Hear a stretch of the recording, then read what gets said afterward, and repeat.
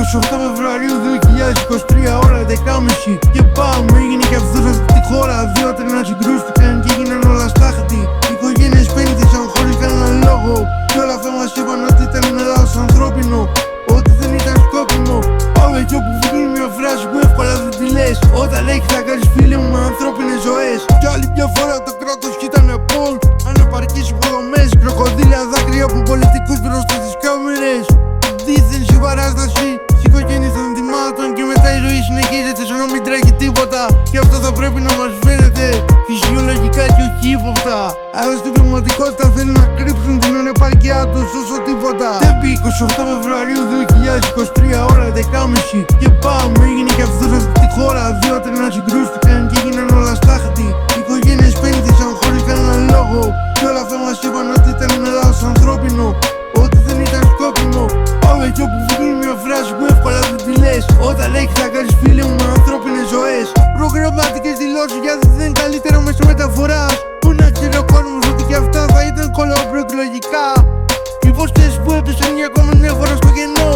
Τι νέες δικαιολογίες που εύκολα μπορούν να υποθούν. Και πίσω από τις κλειστές πόρτες σίγουρα θα σκοπούν. Όμως κάποια στιγμή η αλήθεια πρέπει να φανεί. Και υπεύθυνη αυτή τη τραγωδία να μπουν στη φυλακή με ένα εισιτήριο χωρίς επιστροφή. Όλοι τους ξέρουν τι έγινε και μην τους ακούς. Που λένε στις ειδήσεις ότι τόσος κόσμος πέθανε εξαιτίας ενός λάθος. Οι δημοσιογράφοι τους δικαιολογούν με πάθος. Ελπίζω μόνο αυτό το συμβάν να μας δίδαξε κάτι. Κι όλα αυτά τα λόγια μόνο μην πήγανε στράφη. Και το κράτος να με κάνει πάλι τα ίδια λάθη. Για να μην ξαναγίνουμε πάλι στο ίδιο έργο θεατές. Όπως γίνεται κάθε χρόνο στη χώρα μας με τις φωτιές. Τέμπη 28 Φεβρουαρίου 2023, ώρα 11.30 και πάμε. Έγινε και αυτό σε αυτή τη χώρα. Δύο τρένα συγκρούστηκαν και έγιναν όλα στάχτη. Οικογένειες πένθησαν χωρίς κανέναν λόγο. Και όλα αυτά μας είπαν ότι ήταν λάθος ανθρώπινο, ότι δεν ήταν σκόπιμο.